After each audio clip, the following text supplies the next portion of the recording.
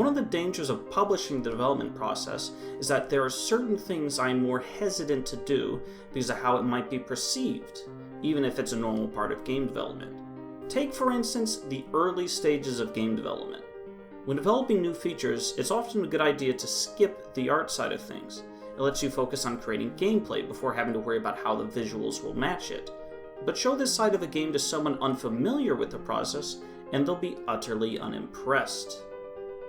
Take, for example, They Can't Stop All of Us.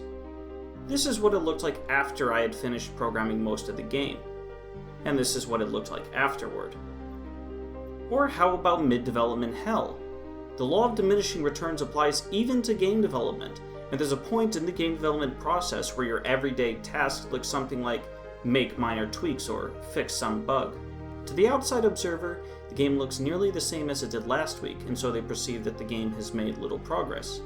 This hurts, as you know you've done a lot, but you're the only one who sees it.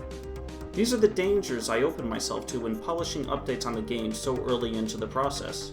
Most indie developers try to make it more interesting by starting on the art or doing many art-based updates, but not me. This is the style I've developed after years of practice, both as a hobby and as my job.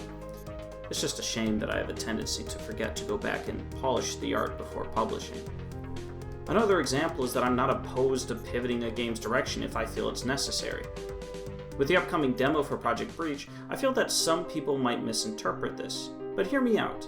That's the whole point of a demo, to figure out what's fun, what works, and what doesn't. If it turns out that controlling pawns RimWorld style isn't fun for a tactical game, then I see nothing wrong with changing the game's direction, or even changing it entirely. The cool thing about building everything the way I have is that it's been all built very generically, which means everything I've made applies to all sorts of different games. If I decided the game was to be an RPG or a survival horror, nothing I've made so far would really need to change to accommodate that. I have an armor system. I have a weapon system. Most games would benefit from these things. No work will have been lost. The map editor, weapon system, even the enemy AI will be just as useful on any other project as it would be for this one. It makes me excited for the demo. This engine I've been building is raw and untested, and this is my chance to see what works and what needs changing.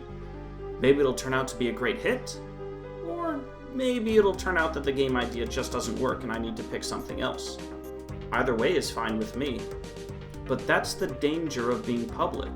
If I do decide to pivot the game, then some people might be upset, which is something I could have completely avoided by just not publishing anything until the game was close to completion.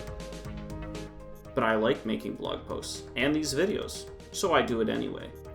It might be counterproductive, but I enjoy sharing my work, so if these are the consequences of doing so, so be it.